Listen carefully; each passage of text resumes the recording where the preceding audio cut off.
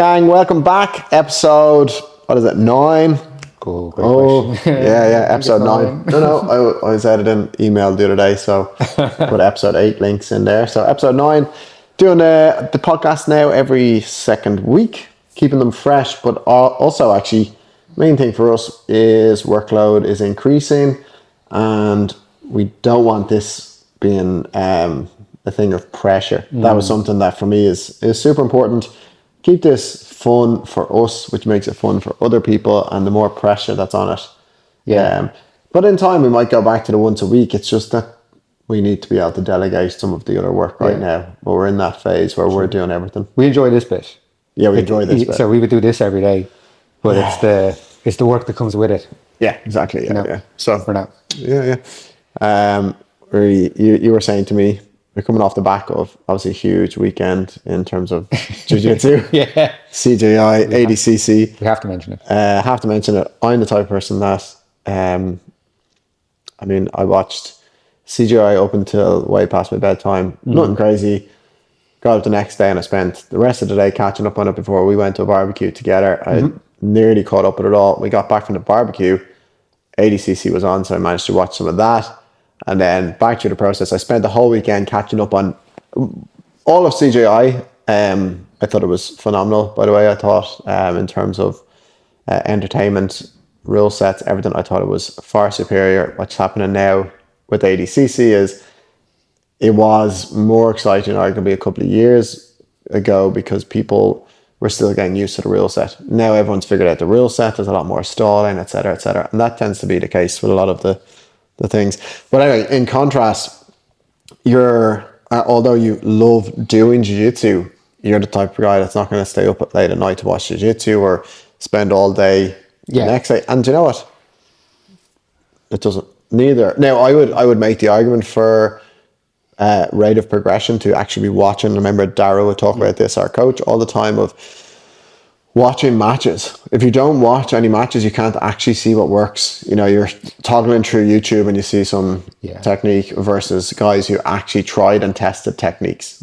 That's a big difference. I appreciate that. And I can appreciate good matches as well. If something's on, I can watch it. But I am also at a very different stage in the journey in that you're watching pros do pro shit and then I'm like still figuring out what the fuck to do. Do you know? And you don't train massively in Nogi or any real Nogi. So but then having said that, it's probably more enjoyable to watch Nogi than it is gi. But no, I definitely consumed quite a bit of media on it on Saturday. I get confused with the weekend. Was it the start on the Friday? Started on the Friday. So Saturday I caught up on it when we went to the barbecue. I caught up a good bit on it. I just think the CGI, obviously the rules said the people there just seem to be more content around in relation to it. I know ADCC didn't kick off until Saturday, but saw a couple of the finals or whatever. But I didn't see as much content from scrolling. I found that as well. There wasn't as much. Although there was loads coming from both, I seemed to see more of the CJI stuff. And like, sorry, what I did to catch up a bit was I went onto one of the pages, ADCC or Flow Grappling or one of them, and just saw they put up a little carousel of the gold medal, bronze, silver, bronze from each division, and I was just kind of catching up. And there was a couple of times I was like, "Oh my god, that person won!" Like I thought they were over the hill, but then I also had to put in the context of like the pool wasn't probably as deep. Yeah, I did notice that. Like there's a few people who certainly, like the 77 division was stacked prior to CJI. And then it was actually still stacked because it's such like that division is always going to be like that. So you still had really good people. But there's a couple of people that were missing from that that would have meant the people wouldn't have medalled. Or they could have been our first rounders instead of, So it was interesting. And it's funny, like I don't want to get caught up in the cult that is jiu-jitsu. So I try not to fall into all those trappings that we see people fall into. Like it's very much a hobby and something I enjoy doing. I'm never going to be a pro. Like I gotta be realistic in it. But I know the prestige that comes with ADCC and the history there. But there was just something way cooler about seeing someone win $1 million.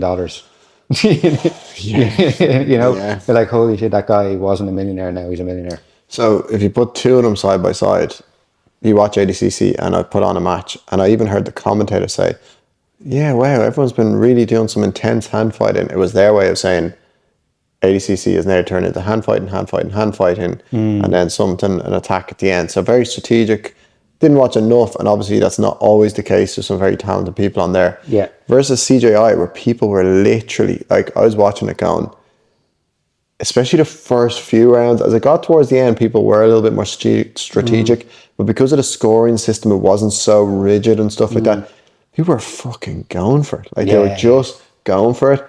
And you could tell there was a million on the line. And I think for those type of people who've dedicated, like you've all the wrestlers coming in, all these people who've dedicated their lives training day in, day out, and not really having much to show for it. Prestige is great, but it doesn't pay the bills. No. And that's the fundamental issue here. Is there's been competitions before, and like obviously the majority of them that don't pay and prestige, and it's great, and they're still going. But at the same time, they can't all be like that, and it can't be a thing that everything's about prestige. You know? No, like you want to. Like you shouldn't have to win a big prestigious tournament and then have to put work in to use that platform into something else to make money. Yeah, so spend all your life being an athlete and then realize you have to be a salesman. Yeah. At the end of it, you know. It's great to just go do the thing you're good at and get rewarded for it on the night. Exactly, and that's where you could see the guys going so hard at it at CJI, because they're like, there's nothing outside of this. Like, if I get this win, I get this cash. Yeah. And yeah, it's lovely to see. I thought it was great. It'll be interesting, like I said to you earlier on, I was saying to the lads, CGI 2025, there's no ADCC 25. Oh, is it on every year? Is that what they're going to do? Yeah, he's announced he's going to do it next year. Wow. But there's no ADCC, so it'll be interesting to see all the people that come in. Oh, wow. You know? Could arguably be better. Yeah, be a better pool. Yeah, cool. Now, obviously, he's probably going to avoid new wave people because of the relationship there. But I don't think like he wouldn't avoid, like, you know, Giancarlo Bodoni and you know, a couple of those guys. It'll just obviously be Marigali and Gordon and stuff that will have nothing to do with it. But like, yeah, it's funny, but they want that drama. That drama that helps. Keeps interest of people as well. You know. I wonder will Gabby Garcia stay around for the? I hope she got shares, isn't it? Like, I mean, she was a large part of the definitely the situation. But that's the thing. It was cool the way they had those fights as well. Those like were like super fights. Is that what they call them? Super fights. Yeah. Yeah, Fiona's in there with Mackenzie. Obviously, was unbelievable. That's probably one of the most shared clips I've seen. It just goes to show though. Like, it's hard to see it from the outside, and you know, do you have your casual fans? And I don't mean that too negatively. I just mean, oh, Mackenzie's fucking class, or she's in the UFC, and you're like, she's definitely tough and she's great, but she is of a different generation. It's like an older grappler coming back into today's grappling and expecting to win. Grappling has evolved so much. It's just not the way it used to be. Now, honestly, I think Mackenzie, if she had have been doing the ADCC bracket, like, she'd have had more success. It's just, like, it was kind of like what I would say, actually, it's coming to me, is Nicky Ryan and Andrew Tackett went together. Nicky Ryan is very good at jiu-jitsu and he's very solid. Andrew's level and pace was just so much higher than Nicky that his jiu-jitsu nearly meant nothing by the end of it, because Andrew was just running rings around him, and Nicky reached that point of exhaustion and he couldn't come back from it. And I feel like Mackenzie, from a grappling perspective, would have been caught in that style of things against Fionn. She's just a different pace. She goes so hard from the get-go. She's incredibly physical and very, very technical, obviously, as well. So it's that huge mixture. Mackenzie's like, whoa, she couldn't settle. No. Now, if she had have matched up with some other of the female grapplers that are still high up, I still think she could have done well. Yeah. I just think it was just a very, very hard match for her. Yeah, no, definitely. Yeah, it was a hard match. Anyway, I don't think by the very nature of you not having seen it all, I don't think we're going to do a breakdown of the thing. But it was more, I think, an interesting point to make, that you can still be doing jiu-jitsu and not have to be, you know, knowing all the names of all the people out there and watching every score and all that kind of stuff. And totally, I get the point about looking and watching it and learning in that sense. But again, it's just, I have my stuff that I'm working on. It's not necessarily going to be. I'm on the basics still. Yeah. You know. Yeah. But I can definitely appreciate it. I definitely do watch it. If it was on, like obviously we're in Ireland, it's in the US. If it was on at very sociable hours, of course I'd watch it. Yeah, Yeah, it's fun live. It's hard to keep up with it all. It's like yeah, even for someone like me who's obsessed with it, I yeah. find it It's same hard to keep up with even it. with the UFC. Like I love the UFC and I know, enjoy watching fight, I'd but love it was live. I haven't watched a live UFC in years. I watched there was one in Manchester recently. I watched that. No, sorry, that's not true. That's a lie because they were. They were on the We US watched time. some of it, but they were on the US time. But Yeah, there was something that was Abu Dhabi. yeah. I watched a random Abu Dhabi one that Yeah, was, but in terms of the US ones, which is the majority one, yeah. I haven't stayed up to watch one of them in a long time. Yeah. I think I only like a McGregor one years ago, like Yeah, one or two exactly. McGregor. I think I woke up for it as well. Yeah, but yeah, like it's the same thing with that. I would still not see it live. Trying to catch up, you're watching the highlights. You might watch one or two full fights, but Yeah. yeah, it's just different. Well, I think watching it, just going back to the point about watching it to help you progress, I think that's also more apparent if you're competing. Just to see strategies, how people Yeah, like yeah, of how course. people compete. Because especially in the early days of competition, like people end up going in and like basically blowing their load like straight away. Like they just go in and they go full tilt from the start. And like that's not how you compete now. It's very different versus like if you're Kairi Rotolo and you're Andrew Tekinol, you're top level and you know you can sustain that pace. But other people, it's like we've talked about it before, matching your pace in from the mats, trying to match that in the competition. There will be differences, but there's no point in being that person in the gym who has a more relaxed style and then you go to the competition and you start trying to like go crazy. It doesn't work like that. But from a strategic point of view, watching people of a similar size to you with a similar game to you, you can see, oh, there's a minute gone on the clock and there's not a lot has happened here. They're just teeing them up, taking their time. That's an interesting point you bring up because that's connects to something else we were talking to during the week about patience, just in rounds as well, Yeah. and energy usage. Yeah. Because something I've noticed, and it's the classic thing of like, coming back off an injury, I'm going to go down, I'm going to just do a couple of easy ones, and the first one in, someone puts it on you, and you're like, all right, 100%. Yeah. Yeah. But because I've noticed this, with sometimes I go down there, and especially like an open mat or something like that, you're just kind of going straight into a round, and I would. Especially if you're going against someone good and you find I'm halfway through my first round and I'm gassing, Yeah. it's like, well, I've obviously just exerted more than I should have. Yeah. And that's something I'm trying to be very conscious of now is not doing that, I guess, just being a bit more efficient with my energy. And then like we were saying during the week, like more people need to do that, or it's a big part of the learning process with Jiu Jitsu is that energy management and energy usage. And then there's like a balance between being, aggressive in a competition and also having that balance in terms of energy. You don't blow your load straight away, but you're still putting it on someone. Yeah. The wrestlers, especially some of the wrestling mindset stuff, I actually think it was saying a number like 15%. You should only be going hard for 15% of the time, which is quite amazing to think because when you look at a wrestling match, oftentimes it's, it's so full on, but their heart rates are so fit. Their heart rates, like what looks tiring to us is just them moving. Yeah. And I implement that a bit now with this in jiu-jitsu is really think about that and say like that is the nature of it is like it should be only explosive like attempts at like here or there, you know what I mean, like 15% makes sense and the rest of the time being conscious of slowing it down. And what I saying to you during the week and a few people where I start noticing people's evolution in their jiu-jitsu and I can see it in a couple of the guys and actually a couple of these people just got their brown belts, which makes perfect sense, is they are taking their time, they're getting to positions and they're not rushing. And that is actually such a sign of a good grappler, if you ask me, because the person, let's say they're on top of me in this example, and I'm like playing the guard, if they're kind of moving, they're going to open up something for me to get. If they just solidify their base and I try a few sweeps against like a brick wall, I now get tired and I'm going, what am I going to do? And they can sustain that position if they're good at positional control, and then they'll start waiting for me to make a mistake.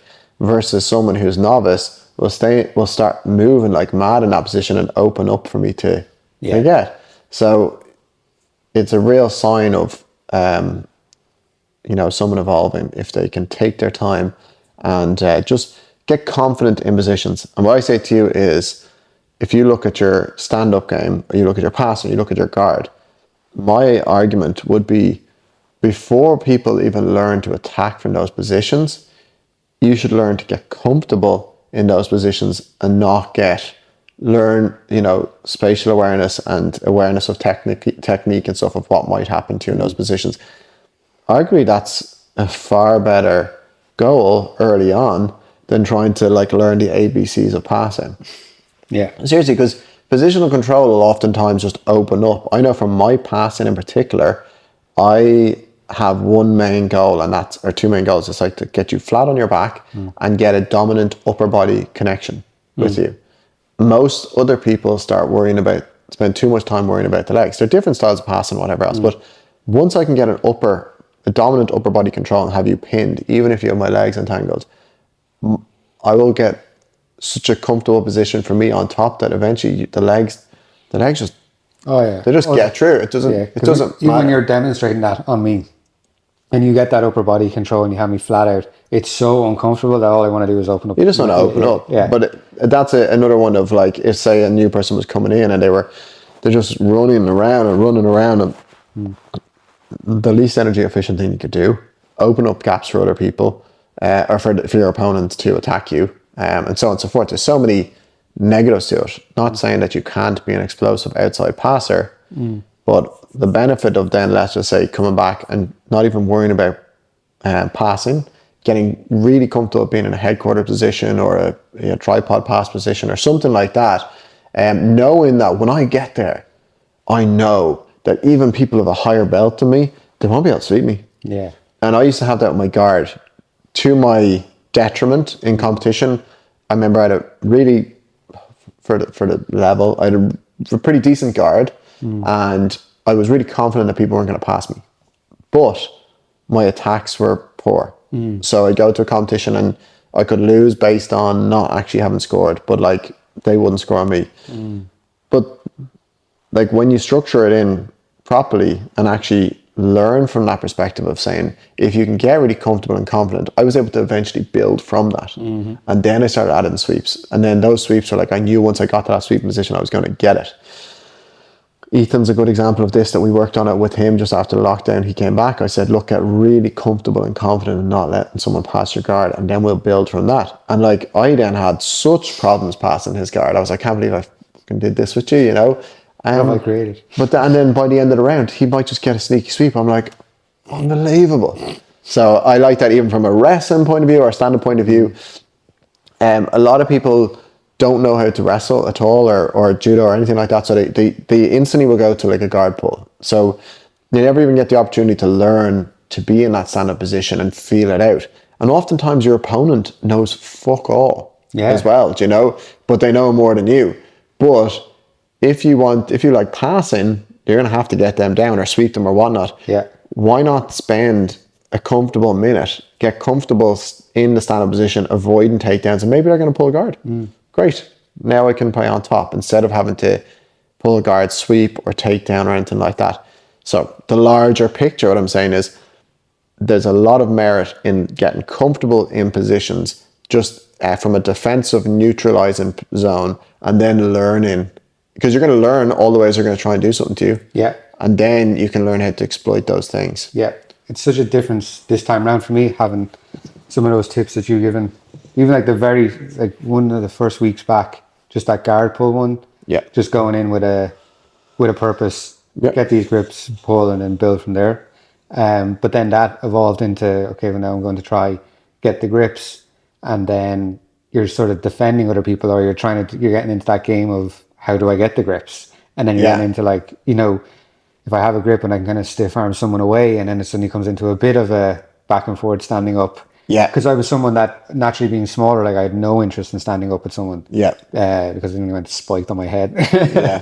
But basically, but now it suddenly evolved into I could spend 30 to 40 seconds with someone standing up and just having a bit of back and forth.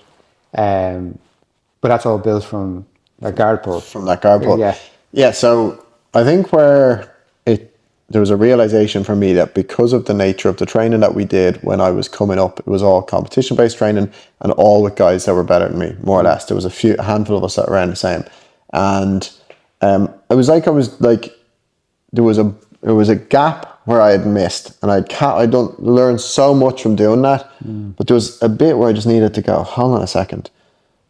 What's messing you up is like I'm going to competition and not knowing my 1, 2, 3. And it is important. Yeah, we can flow and we can adapt to situations, but you need to, like, you can't just play a guard and not know how to get there. Yeah. Do you know, like, or I'm just going to pull and see what happens. When you do that in the competition, you just do a crap pull. That person can pass. The best time for them to pass is off a crap pull. Yeah. Or they can shoot if they know you're going to pull. So what I also found was if I get my grip and stand with them for a little bit, not only may they pull and I can be on top if I want to, it will give me the time to make a good pull.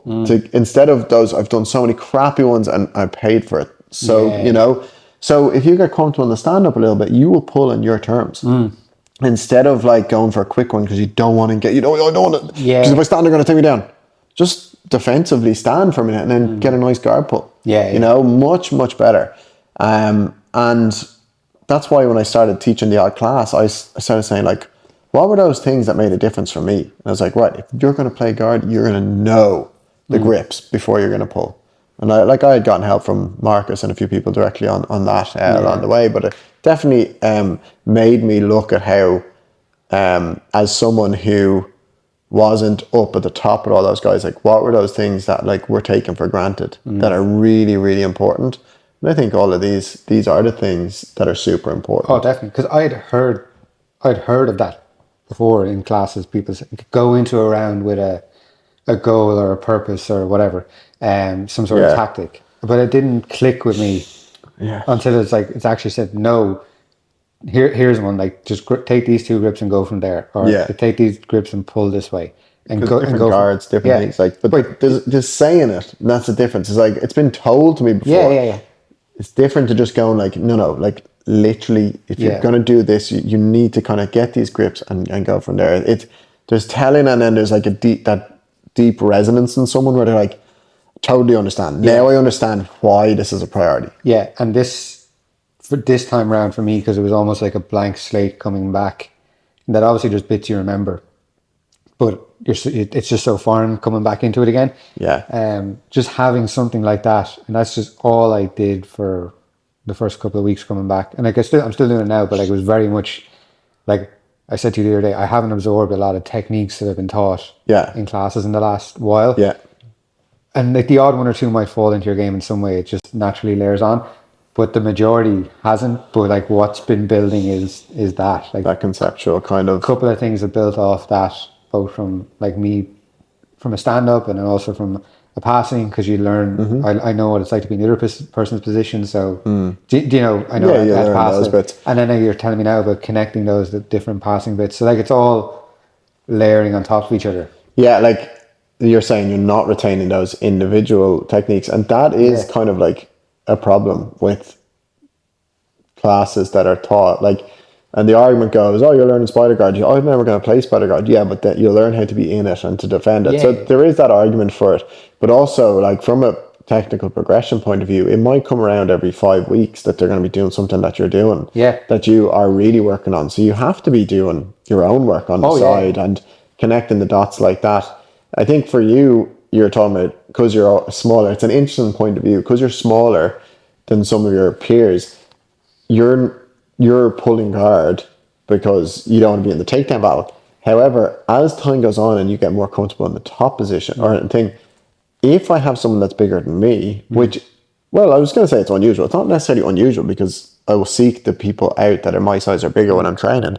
Like, I want to be on top. Like, I do want to be on top. Now, the odd time, I'm confident enough in my guard that depends on the day how I'm feeling. Like last this week, so Monday, I was like really feeling pretty guardy. Like I wasn't, which means I wasn't feeling like standing up. So Yeah. I'll get there and I'll do everything as quick as I can to get on top. Yeah. So as quickly as I can to get on top from a sweep, so that now I can be in that dominant control. So for you, it's like a misconception of like smaller people play guard because it's they're not going to take people down or whatever else. But it doesn't mean that you should stay on bottom. No. It means you should capitalize and stay on top, because if you play top well, you'll be better off being on top. Yeah. Because if you have a bigger person on top of you for a long time, it's basically a matter of time. Yeah. If that person plays that confident, slow, patient game, not slow, patient game, they will beat you. Yeah, 100%. 100%. Yeah, and even from a competition point of view, Yeah. like what I would do at the moment is, if I'm pulling guard or if I'm on the bottom in any way and someone's trying to pass, like so they get past pretty quickly. I'm up into turtle, like I'm kind of there for a while, and like I'm pretty good at defending my back. Someone near my level, but you're just you're waiting there for a long time, and like from a competition point of view, it's not good to spend 3 minutes in the bottom turtle, because I am because I am. I can be good against certain people with just like not letting them get my back and forcing some sort of scramble and getting back up, or ending up on top. But that's not a good competition tactic. No, not really. There is a few people out there that have done it. Yeah. Tella is a man that used to actually just go to turtle and attack from there. Gav Dixon, classic. Yeah. Would attack from there. But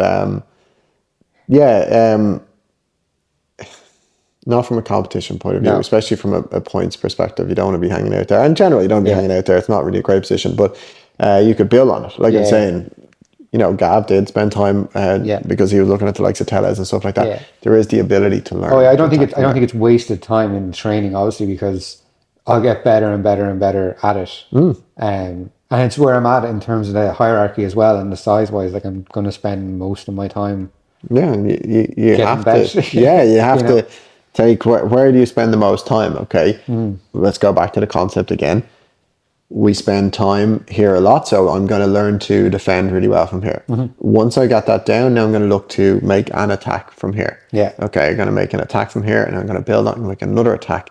That attack might be a sweep, and that sweep will land me in a position. Now I'm going to learn to pass from this position. Exactly. It all builds. And the problem with sporadic technique or learn all these things, the most important thing, and I've said it before and I'll say it again, is people who go to competition with a very strong sense of what their game is from an early stage are the ones that are going to win. Yeah. They might know all the techniques in the world, but they do know that one. And they'll know it's a sweep, especially let's say a half guard sweep. Okay, they're going to pull guard, they're going to do a half guard sweep, they're going to land in like an over-under position. I'm going to learn that pass. Now they're up against someone who kind of knows a lot of things a little bit. Man, it's over. Yeah. It's done. So it was really nice to talk about, the more conceptual side of jiu-jitsu, and even jiu-jitsu we kind of veer off so much. I actually continuously get texts, like we're not hitting mass numbers of people, but we have consistent people listening, both on Spotify and YouTube, like decent amount of people that will come up to us and say or send us a message. Like it's great. It's so nice. It's really nice. So if you do enjoy it, do leave a comment or send us a message, because it is encouraging, and we want to be covering an array of topics, that it's not just jiu-jitsu, and also that there is still an element of jiu-jitsu, and that's why today was nice, and to give my perspective, and almost nice conversing with someone who a lot of the people that could be listening would be in your position or in your part of your journey, in your stage of your journey. So it's nice to talk about jiu-jitsu and just give my few concepts. I find it very useful, so it's good that other people find it useful too. Hopefully. Like it's always nice to overhear, or if someone comes up to you and say, "Oh, I heard what you're talking about," because it's just me and you sharing our experiences. So the fact that resonates with anyone is always great to hear. Yeah, well, it's a thing about kind of the lack of community yet again. And one of the messages I got during the week, I kind of said this to them, and it was a guy from IMPRUV and a friend of ours, and he was talking about to go on holidays, and he was going to bring the laptop with him. And he's like, I have to listen to your podcast, so I'm not bringing that laptop. Yeah. And it, it was like, wow, good, brilliant. Because, maybe he's surrounded by people in work where that's a normal thing, or he's expected to, or he thinks he's expected to do that, and he thinks other people will do that. And you're like, oh, well, other people aren't doing that. So just sharing, it could be anything, but sharing our perspective, because we're probably more insular as a whole, especially in the Western world, I guess, at the moment. It's nice to continue to share real, authentic conversations, things that we're dealing with and not dealing with, and where we can help each other. So yeah, the jiu-jitsu concept idea is something that is going to be a big part of the new offering that we have coming to IMPRUV, and that's we were kind of maybe going to put ourselves under massive pressure to start it in September, but we're not going to do that. And I know myself, September is a funny time.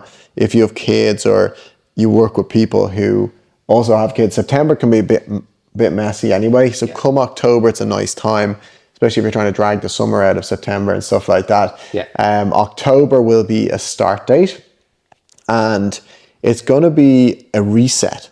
And it sounds like, one of these new, it's not a transformation, it's not a body transformation or anything like this.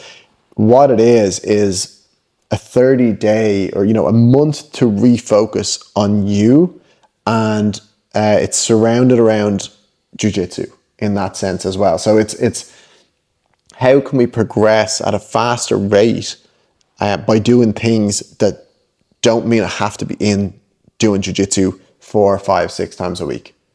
So just to give you a sneak preview and an idea, the jiu-jitsu conceptual sort of learning that we talked about, don't worry, I'm not someone who doesn't think techniques are a good idea, but there's a larger picture. So we're going to there'll be videos covering ways to progress at a faster rate from a jiu-jitsu perspective. Then there's performance nutrition, more so the basics, just to make sure you're nailing the basics.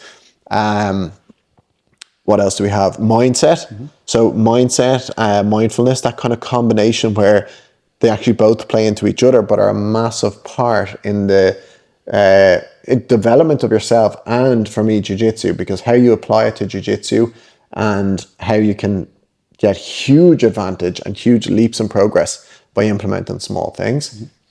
And what was the last? There's another. Residency. Oh yeah, of course. The thing that we obviously harp on about all the time is the strength and conditioning side of things. So there's going to be 2 days of lifting in there for people who are going to join in as well. So there'll be a community-based atmosphere. Really, really looking forward to getting hands-on with this 30-day reset. Come and just learn. Like it's going to be a low cost for what we're going to give you, but we want to keep getting people in and helping them. This is going to be the place that even if you never do anything with us ever again, this reset will be so incredibly valuable to you. Yeah. And we've been doing it ourselves, practicing all this kind of stuff. We always try these things out first.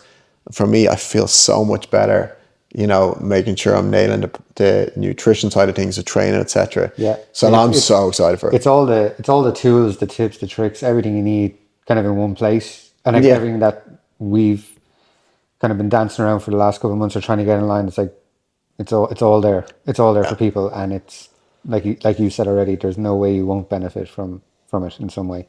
No, well, it's like the one-stop shop, as you say, and it's not jack of all trades and master of none. No. That's actually so far from the case, and I'm not one to brag about my what would you call it, qualifications or my credentials. Yeah. But at the same time, from a jiu-jitsu perspective, I am a black belt who was an active competitor for quite some time. I'm not top tier by any means, but I've experienced what it's like to be on the top level, and also now to be more of a hobbyist-ish, obviously a competitive hobbyist, you might call it.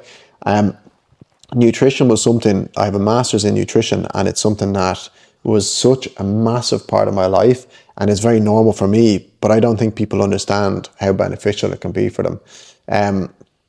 Mindset and mindfulness, spirituality, all of that kind of like bigger picture stuff is probably one of my biggest passions. No technical credentials in it, but I mean, it's something that for over a decade I've spent most of my spare time learning from, and it's an endless topic. I just think that's the real golden ticket.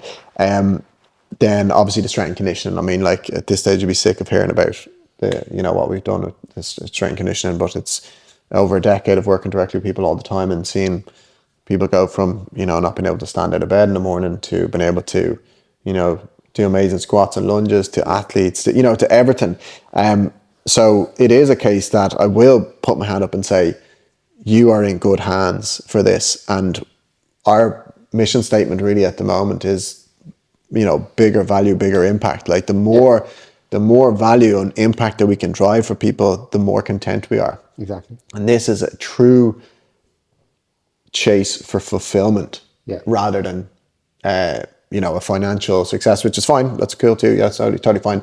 But everything that we direct, the way we conduct and direct ourselves is based on how fulfilling this will be. Exactly. And like you already said your credentials there, and from my perspective, I've always had an interest in all those topics. Yeah. And then I've been a very willing guinea pig for the last number of years. And it's obviously this year is the first time I've had the freedom and space in my life to tweak and optimize all those things. So I can vouch for it. Yeah, you are, like you're saying, nearly the guinea pig is like, I guess you don't get you get the behind the scenes, almost unseen, as much as we're now on the forefront and you're the one taking part in all these things. And it's a great, you're kind of like the person, you're like, let's say I'm on step whatever, but we'll just say step 6 or something, right? I'm on step 6 and you're on step 4 here in terms of some of these things. Yeah. You've done all of the things that people are coming in to do. So you're that intermediary of the person looking, let's say, learning from me and from you at times, but you've done it all. Yeah. So you're still that nice, relatable point, and I'm still relatable as well. Like, I mean, I've been there, done that with all these